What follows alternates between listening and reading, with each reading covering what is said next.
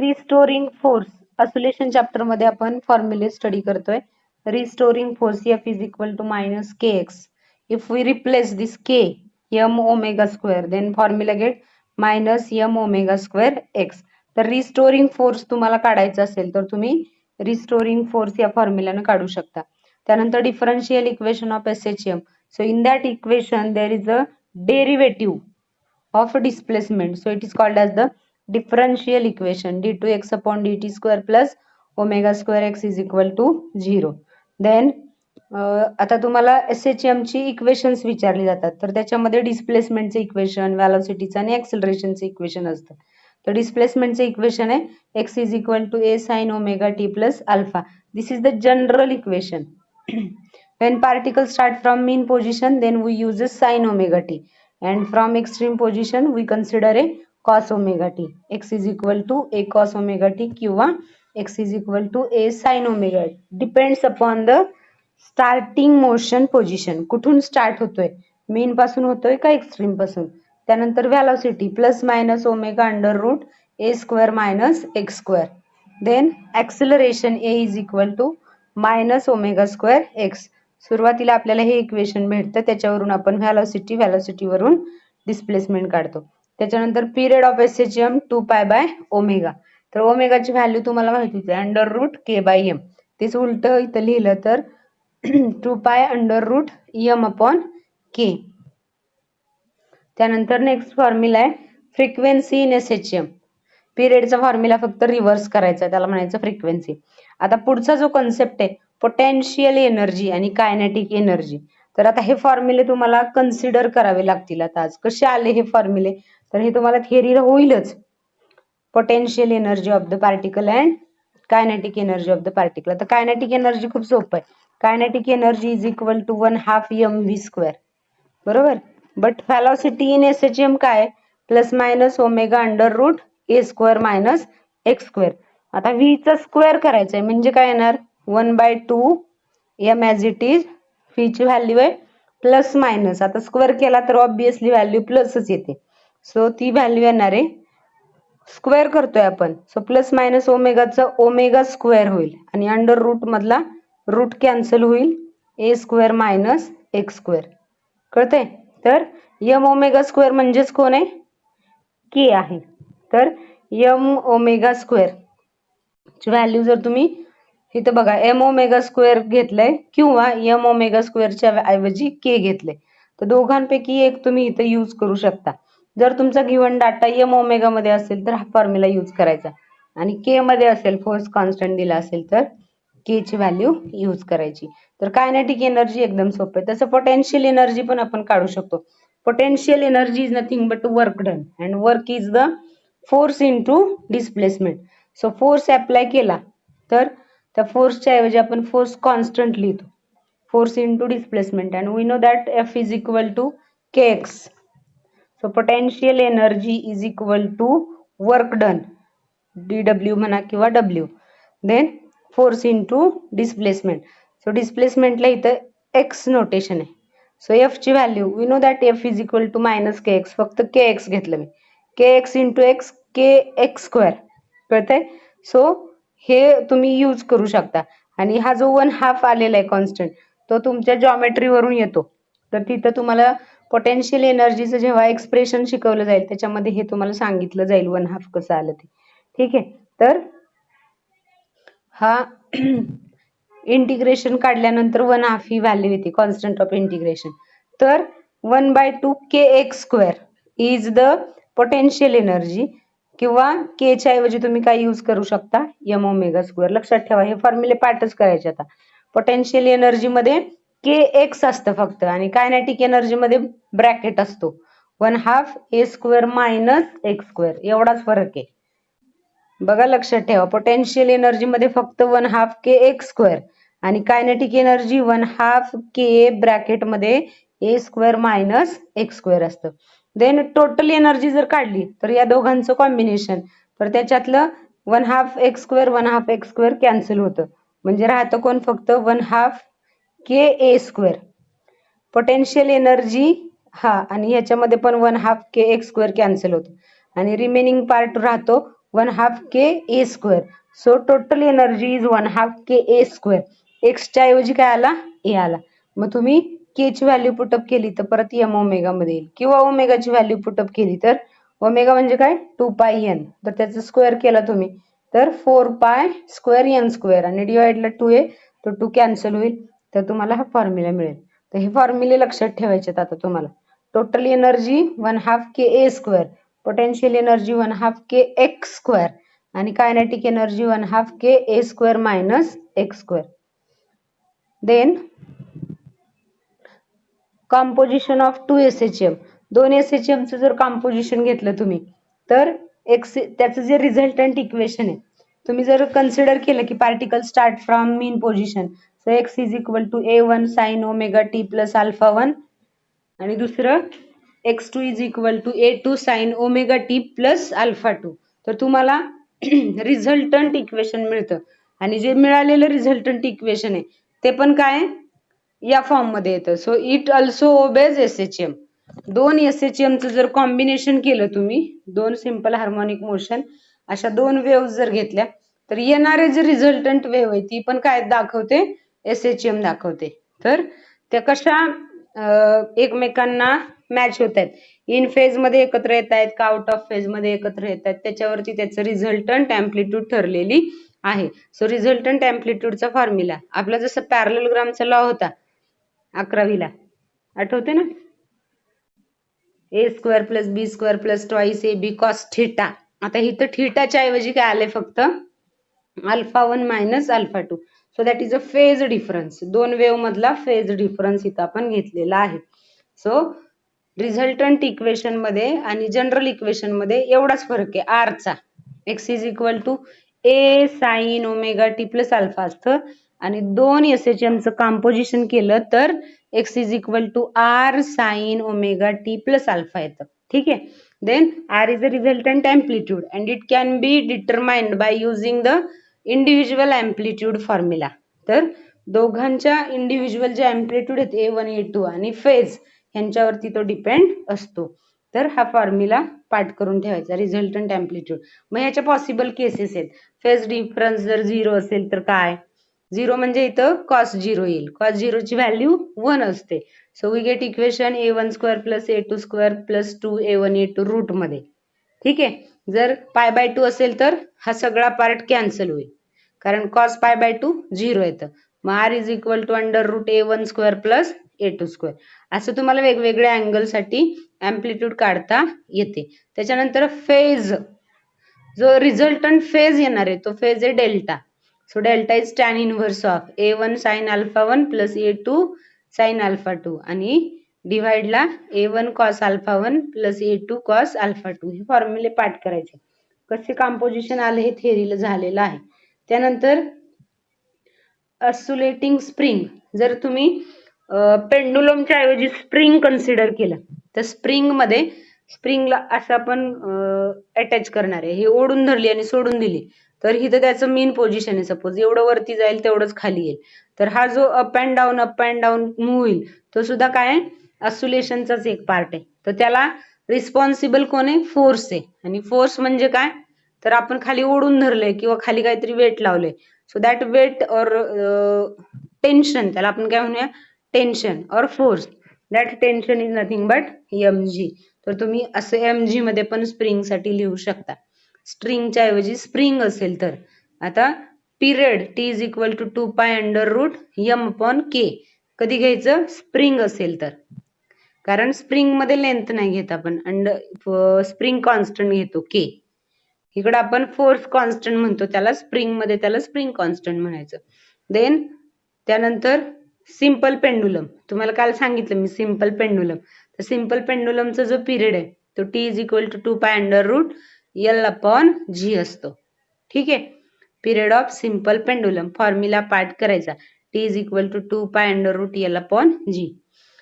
कधी कधी एलच्या ऐवजी आपण जॉमेट्री वरून त्याला कॉस मध्ये पण कन्वर्ट करू शकतो. Then damped force. आता डॅम्प्ड ऑसिलेशन म्हणजे कसले ऑसिलेशन, की ज्याच्यामध्ये अँप्लिट्यूड गोज ऑन डिक्रीजिंग. सुरुवातीला अँप्लिट्यूड जास्त असते आणि नंतर कमी कमी कमी होत 0 होते. याला म्हणायचं डॅम्प्ड ऑसिलेशन. कसले? Damped oscillation. तर त्या डॅम्प्ड ऑसिलेशन साठी फोर्स तुम्हाला अशा पद्धतीने, हा ऍक्च्युली सिलेबस मध्ये नव्हता, तर या नवीन सिलेबस मध्ये मे बी असणार आहे हा part, damped oscillation. So F D is equal to B into V. So इकडं V is the speed and B is the constant. Clear? आणि त्याचं डिफरन्शियल इक्वेशन जर लिहायचं असेल तर जसं आपलं अगोदरचं इक्वेशन आहे त्याच टाइप मध्ये, फक्त इथं बी मुळे एक टर्म वाढते, M into D two X upon D T square plus K X बरोबर आहे. त्याच्यामध्ये फक्त मध्ये बी हा एक कॉन्स्टंट आल्यामुळं आपण डॅम्प्ड ऑसिलेशन आहे, कारण हा रिड्युसिंग फॅक्टर तिथे ऍड होत राहतो. So B D X upon D T हे डॅम्प्ड ऑसिलेशन साठी आहे. त्याच्यानंतर त्याची अँप्लिट्यूड डॅम्प्ड ऑसिलेशनची, डॅम्प्ड ऑसिलेशनची फ्रिक्वेन्सी. ऍक्च्युली हे डॅम्प्ड ऑसिलेशन तुम्हाला जेव्हा होईल त्याच्यावरती मी त्याचे क्वेश्चन्स घेईल. तर आता हे फॉर्म्युले फक्त तुम्हाला दाखवायला ठेवलेत मी इथं. जेव्हा डॅम्प्ड ऑसिलेशन शिकवून होईल तुमचं, त्याच्यावरचे एमसीक्यू आपण परत घेऊ, तेव्हा हे फॉर्म्युले तुम्हाला कळतील. तर आता हे फॉर्म्युले तुम्हाला समजलेत.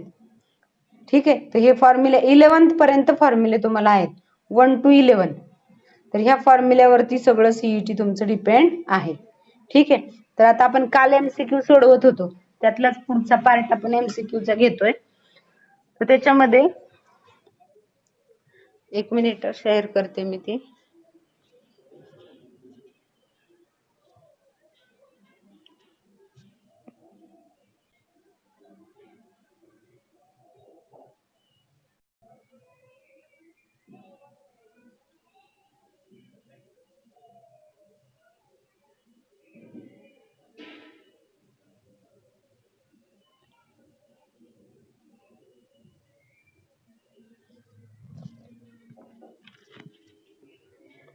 काल आपले ह्याच्यामध्ये किती एमसीक्यू झाले होते? हे 3 तर घेतले होते आपण,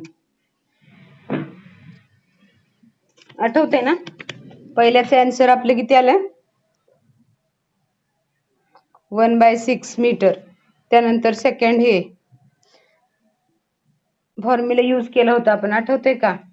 टी इज इक्वल टू 2 पाय omega, ओमेगाची value K by M, परत के ची व्हॅल्यू एफ अपॉन एक्स टाकल्यानंतर तुम्हाला फॉर्म्युला मिळाला होता.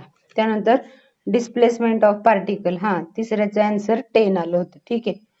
देन इकडं टॅन इनवर्स साठी बॅकवर्ड डायरेक्शन न मूव्ह होतो आणि ए अपॉन जी आहे. आन्सर काय? ए अपॉन जी. आणि बॅकवर्ड डायरेक्शनला होता तो. सो आन्सर कुठला? आपलं बी आन्सर बरोबर होतं. ए अपॉन जी, त्याला बी आन्सर बरोबर होतं. त्याच्यानंतर अँग्युलर व्हेलॉसिटी. आता हा 5 नंबरचा क्वेश्चन आपला राहिलाय ना. The angular velocity and the amplitude of the simple pendulum is omega and a respectively at the displacement x from the mean position. Its kinetic energy is T and potential energy is V. Then the ratio of T and V. T आणि V चा ratio तुम्हाला विचारला आहे. म्हणजे kinetic energy आणि potential एनर्जीचा ratio तुम्हाला काढायचा आहे. आता आपण फॉर्म्युले बघितले. कायनेटिक एनर्जीचा फॉर्म्युला काय आहे? 1/2 के ब्रॅकेट मध्ये A square minus X square आणि पोटेन्शियल एनर्जी डिवाइडला 1/2 के एक्स स्क्वेअर. तर बघा आता हे कसं सोडवता येईल? 1/2 K A square minus X square divided by 1/2 K X square. तर 1/2 के 1/2 के गेट कॅन्सल. तर तुम्हाला आन्सर मिळेल A square minus X square divided by X square. तर इथं जो ए घेतलाय ऑप्शन मध्ये हा स्मॉल घेतलाय, पण लक्षात ठेवा so this A is amplitude, कारण गिव्हन मध्ये दिलंय इथं स्मॉल ए इज काय? अँप्लिट्यूड आहे. क्लिअर? Very easy. तुम्हाला कायनेटिक आणि पोटेन्शियल टोटल एनर्जीचे फॉर्म्युले फक्त आले पाहिजेत. देन त्यानंतर क्वेश्चन नंबर 6 बघा आता. A particle execute SHM of amplitude A at what distance from mean position its kinetic energy equal to potential energy. आता कायनेटिक एनर्जी आणि पोटेन्शियल एनर्जी इक्वेट करायच्या. तुम्हाला फॉर्म्युले माहिती आहेत. कायनेटिक एनर्जीचा फॉर्म्युला 1/2 k ब्रॅकेट मध्ये a square minus x square is equal to potential energy 1/2 k x square. काय कॅन्सल होतंय दोन्ही बाजूला 1/2 k cancel. a square minus x square is equal to x square. कळतंय ना? फॉर्म्युले आले पाहिजेत. आता हा मायनस x स्क्वेअर आहे तो इकडे न्या, तो काय होईल plus x square. So a square is equal to 2x square. आपल्याला पाहिजे व्हॅल्यू कोणाची? x ची. डिस्प्लेसमेंट कुठल्या डिस्टन्सला ह्या एनर्जी इक्वल येतील म्हणजे x ची व्हॅल्यू काढायची. So x square is equal to a square divided by 2. याचा अर्थ x इज इक्वल टू काय येणार? a by root 2. a divided by root 2. आता पहिलं रूट 2 ची व्हॅल्यू काढा.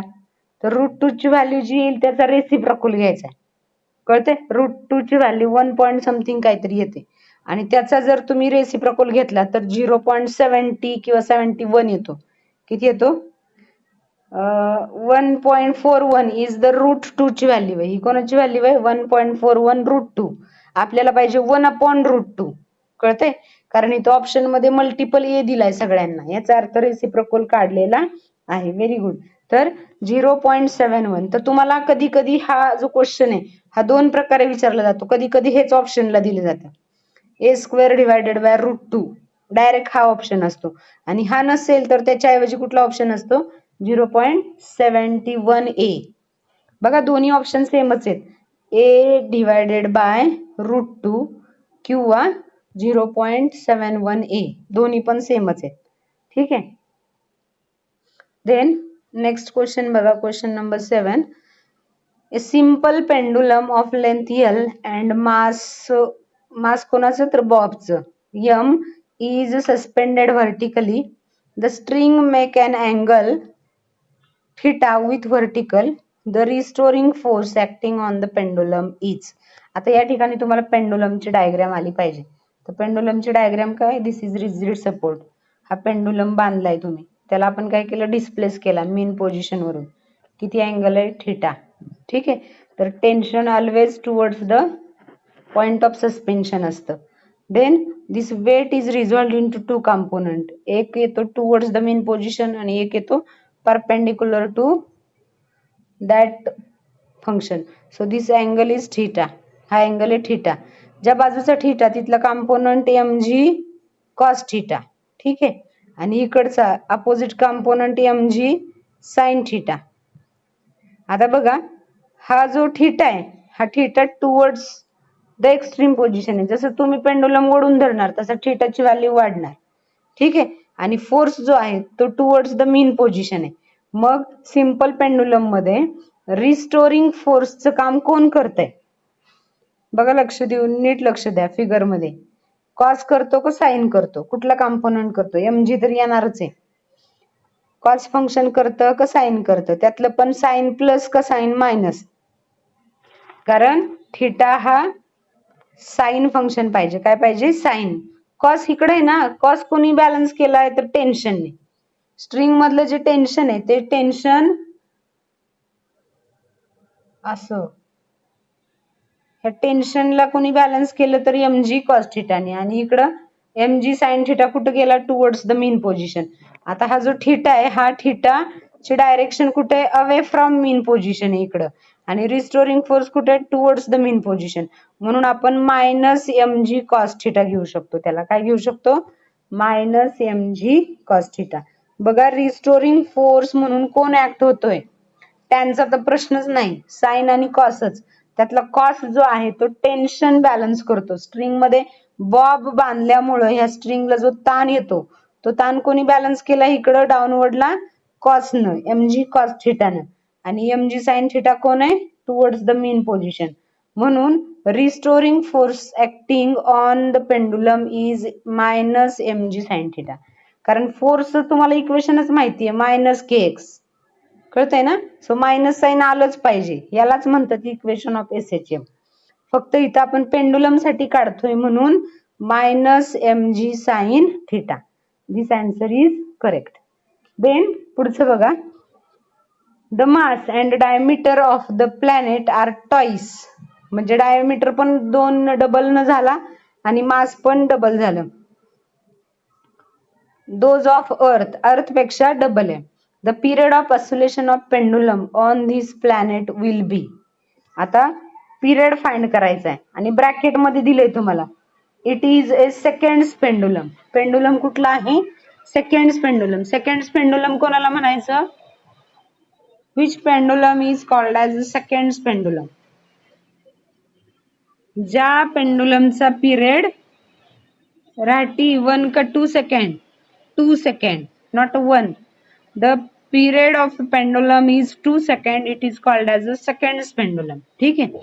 आता इथं तुम्हाला दिलंय डायमीटर मध्ये जे रिलेशन असतं तेच रिलेशन रेडियस मध्ये असतं. मग डायमीटर जर डबल झाली तर रेडियस पण काय होणार आहे? ऑब्विसली डबलच होणार आहे, लक्षात ठेवा.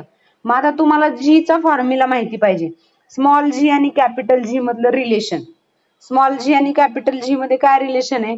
तर G is equal to G M upon R square. आठवतंय का हे रिलेशन? सर्क्युलर मोशन मध्ये झाले किंवा ग्रॅव्हिटेशन मध्ये स्मॉल जी आणि कॅपिटल जी मधलं रिलेशन. आता मास काय केलं? डबल केलं. Suppose this G is for earth, हे अर्थ साठी आहे, तर प्लॅनेट साठी काय येईल? जीपी इज इक्वल टू, जी तर कॉन्स्टंट आहे, कळतंय? सो 2gm, मास डबल केलं मी, डिवायडेड बाय रेडियस पण डबल करा, पण रेडियसचं स्क्वेअर आहे म्हणून इथं 4r स्क्वेअर येईल. काय येईल? 4r square. सो हा 2 न डिवाइड करा इथं 2 4 ला, तर 1/2 येईल. हे किती येईल? 1/2. सो G P is equal to, Gp is equal to 1/2 into this value is same, gm upon r square, but gm upon r कोण आहे? Ge आहे. So 1/2 into Ge, कळते? 1/2 into Ge ही व्हॅल्यू तुम्हाला मिळाली. आता जर तुम्ही पिरियडचा फॉर्म्युला वापरला, बघा लक्ष द्या, हे कन्सेप्ट कळलाय तुम्हाला. G on the planet and G on the earth काय रिलेशन आलं? GP is equal to 1/2 of GE. ठीक आहे. GP is equal to 1/2 of GE. समजलंय का हे? Small acceleration due to gravity on the planet is equal to half of the acceleration due to gravity on the earth. ठीक आहे. Then आता आपण पिरियडचा formula वापरू. पिरियडचा फॉर्म्युला कुठला? लेंथचा. T is equal to 2 under root L upon G. L upon G. जर तुम्ही अर्थ वरच काढणार असेल तर टीई लिहिणार आणि प्लॅनेटचं पाहिजे असेल तर T P is equal to 2 length of pendulum तर तीच असणार आहे, कळतंय? देन जी ई होईल का पी होईल इथं? जी पी होईल इथं. आणि जीपी ची व्हॅल्यू तुम्हाला माहिती आहे काय? जीपी ची value 2 under root L upon 1/2 into G E, म्हणजे जीई डिवाइड बाय 2. तो 2 इथं लिहिला मी मल्टिप्लाय करून. ठीक आहे. तर बघा आता नीट लक्ष द्या. हा जो 2 आहे रूट मधला तो वेगळा लिहिला मी, रूट 2 वेगळं लिहिलं आणि हा ब्रॅकेट ऍज इट इज टाकला 2 under root L upon G. So this is the period of pendulum on the earth surface. So this is the TE, period on the earth surface. So TP is equal to root 2 into TE. पण TE किती आहे? TE किती आहे? तर seconds pendulum आहे, याचा अर्थ TE ची व्हॅल्यू किती आहे? 2 आहे. TE ची व्हॅल्यू किती आहे? 2 सेकंड आहे. Very good. तर रूट 2 इंटू 2 किंवा 2 इंटू रूट 2 असं तुम्ही लिहू शकता. तर ऑप्शन कुठला बरोबर आला आपला? तर option B is correct. 2 into root 2. बघा आता कन्फ्युजन करायचं नाही. तर तुम्हाला जीपी ची व्हॅल्यू मिळाली. G P is equal to G E divided by 2. ही व्हॅल्यू आपण रिलेशन वरून काढली. आणि period T P is equal to 2 under root L upon G P आणि जीपी ची व्हॅल्यू इथे पुट केली. हा रूट 2 जो ब्रॅकेट मध्ये येतो इथला तो रूट 2 फक्त वेगळा लिहिला आणि बाकी 2 अंडर रूट एल अपॉन जी लिहिला. तर हा म्हणजेच कोण आहे? Period on the earth surface. आणि सेकंड पेंडुलम असल्यामुळे तो पिरियड आहे 2, म्हणून ही व्हॅल्यू आली 2 into root 2 second. So IIT ला हा क्वेश्चन विचारला गेला. इथे बघा दिले ब्रॅकेट मध्ये. तर या टाईपचे पण क्वेश्चन, आता तुमची लेवल वाढली आहे सीईटीची, त्यामुळे अशा टाईपचे क्वेश्चन पण तुम्हाला विचारले जाऊ शकतात. आणि हा काही एवढा डिफिकल्ट नाहीये question. Then next, second pendulum is placed in a space laboratory orbiting around the earth at height 3r from the earth's surface, where r is the radius of the earth and t is the period of pendulum will be. The time period of pendulum will be. आपल्याला time period काढायचा आहे. बघा आता नीट लक्ष द्या. Second pendulum placed in a space laboratory orbiting around the earth. ती काय होतीये, अर्थच्या साइडनं फिरतीये आणि त्या फिरणाऱ्या लॅबोरेटरी मध्ये सेकंड पेंडुलम ठेवलाय आपण. आणि किती हाईटला आहे ती दिली हाईट. त्याच्यानंतर आर म्हणजे काय, तर रेडियस ऑफ द अर्थ. तुम्हाला विचारलंय time period of pendulum will be. कोण सांगताय बघूया आता. टाइम पिरियड काय होईल, तसाच राहील का डबल होईल का झिरो होईल, काय होईल विचार करून सांगायचा. तुम्हाला ग्रॅव्हिटेशन चॅप्टर मध्ये ऑर्बिटिंग सॅटेलाइट हा कन्सेप्ट होता. So in orbiting satellite astronauts feel his weight is, त्याचं वेट त्याला काय वाटतं. जर एखादं सॅटेलाइट अर्थच्या साइडनं फिरत असेल तर फिरणाऱ्या सॅटेलाइट मध्ये असणारा जो ॲस्ट्रोनॉट आहे त्या ॲस्ट्रोनॉटला त्याचं वेट काय वाटतं, लेस झाल्यासारखं वाटतं. व्हेरी गुड, वेटलेस झाल्यासारखं वाटतं. म्हणजे कशामुळे वाटतं, तर ग्रॅव्हिटी झिरो नाही होते, त्याच्यावरती ऍक्ट असणारी ग्रॅव्हिटी झिरो होऊन जाते, कारण दोघही सेम ऍक्सलरेशन न मूव्ह होतात. आपण हे बघितलंय. जर प्लॅनेट अर्थ असेल आणि अर्थच्या साइडनं प्लॅनेट फिरत असेल तर फिरणारं प्लॅनेट, फिरणारं सॅटेलाइट आणि त्याच्यामधला ॲस्ट्रोनॉट दोघं पण सेम ऍक्सलरेशन न मूव्ह होतात. म्हणून दोघं मूव्ह होत असताना हा जो फ्लोअर ऑफ सॅटेलाइट आहे त्याच्यावरती कुठलाच फोर्स ऍक्ट करत नाही. त्यामुळं तो जो ॲस्ट्रोनॉट आहे त्याला त्याचं वेट कसं वाटतं, लॉस झाल्यासारखं वाटतं. याचा अर्थ ऑर्बिटिंग सॅटेलाइट मध्ये, नीट लक्ष द्यायचं, ऑर्बिटिंग सॅटेलाइट मध्ये जी ची व्हॅल्यू झिरो वाटते. कशी वाटते, झिरो वाटते. सो जर व्हॅल्यू झिरो असेल तर आन्सर काय आलं पाहिजे, कोणाची व्हॅल्यू झिरो घेतलीये मी, नीट लक्ष द्या. आता ऑप्शन तुमच्याकडे दोनच आहेत, ए आणि डी. ऑप्शन किती आहेत, ए आणि डी. आता मीटिंग बंद झाली ना 10 मिनिटांनी, परत मी एकदा लिंक सोडेल तुम्हाला, परत ओपन करा. तर ए आणि डी ऑप्शन पैकी कुठला, तर त्याला फॉर्म्युला वापरायचा, T is equal to 2 pi under root L upon G. सांगा आता, झिरो लिहू का इनफायनाइट लिहू. ऑप्शन डी इज करेक्ट, कारण कुठल्या पण टर्मला जर तुम्ही डिवाइड केलं झिरो न तर येणारं आन्सर इनफायनाइट असतं. तर झिरो आन्सर नाही, आन्सर काय, infinite, because value of G is zero and G is the denominator factor. ठीक आहे. त्यानंतर नेक्स्ट बघा, आता क्वेश्चन नंबर 10 मला वाटते सेम आहे ना, एज दॅट ऑफ 8. वरती जो बघितला त्याच्यासारखाच आहे हा. पेंडुलम, सेकंड पेंडुलम आहे, त्या टाइम पिरियड काढायचा आहे, मास ऑफ द डायमीटर आणि मास अर्थच्या डबल झाले, तर कुठला आन्सर आहे याला, आन्सर सी आहे. हे बघितले आपण. त्यानंतर next question, question number 11. A particle of mass m is hanging vertically by a ideal spring of force constant k. If mass is made to oscillate vertically, its total energy is. Total energy काय असेल, मास जर अस्युलेट होत असेल तर. आता मास अस्युलेट होत आहे, so this is a simple harmonic motion. एक लक्षात ठेवा, पार्टिकल काय केलंय, हँगिंग केलंय आणि स्प्रिंगनी जोडलंय, फोर्स कॉन्स्टंट के आहे. कन्सिडर करायचं हे कुठलं मोशन आहे, सिंपल हार्मोनिक मोशन आहे. सो सिंपल हार्मोनिक मोशनला हे मास वरती जाईल किंवा खाली येईल आणि ही त्याची मीन पोझिशन. आता तुम्ही कुठल्याही पॉइंटची एनर्जी जर काढली तर एनर्जी म्हणजेच काय, तर एकतर ती कायनेटिक असेल किंवा पोटेन्शियल असेल. तर ती इथून मधून जाताना अस्युलेशनची स्प्रिंग थांबणार नाही, ती थांबणार कुठं, एक्स्ट्रीम पोझिशनला. मग एक्स्ट्रीम पोझिशनला त्याला फक्त पोटेन्शियल एनर्जी आहे आणि मीन पोझिशनला त्याला फक्त कायनेटिक एनर्जी आहे. असं करून जर तुम्ही टोटल एनर्जी काढायला गेला, इतर ठिकाणी कायनेटिक आणि पोटेन्शियलचे ऍडिशन आहे. बघा नीट लक्ष द्या, पोटेन्शियल एनर्जी एक्स्ट्रीम पोझिशनला प्रेझेंट असते आणि कायनेटिक एनर्जी मीन पोझिशनला प्रेझेंट असते, मॅक्सिमम असते. मग मीन पोझिशनला पोटेन्शियल एनर्जी 0 येते आणि एक्स्ट्रीम पोझिशनला कायनेटिक एनर्जी 0 येते. बाकी ठिकाणी एनर्जीचं कॉम्बिनेशन म्हणजे टोटल एनर्जी असते आणि टोटल एनर्जी 1/2 किती आहे? 1/2 kA² असते. मग कुठल्याही पोझिशनला तुम्ही टोटल एनर्जी काढली तर टोटल एनर्जी विचारली तुम्हाला तर ती काय आली पाहिजे? कॉन्स्टंट आली पाहिजे. कशी आली पाहिजे? Constant. So in SHM total energy is always constant at any point. SHM मध्ये टोटल एनर्जी कॉन्स्टंट असते आणि त्याची व्हॅल्यू किती आहे? 1/2 kA². तिथे एक्स नाहीच आहे, तिथे अँप्लिट्यूड आहे म्हणून ती कॉन्स्टंट येते. त्यानंतर question number 12.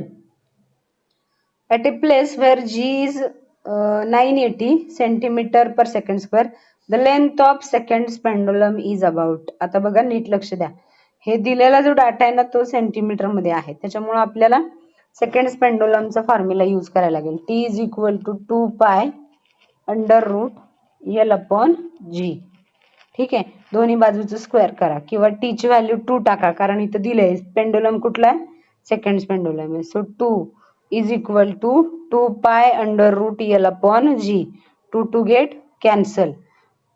1 is equal to pi under root L upon G.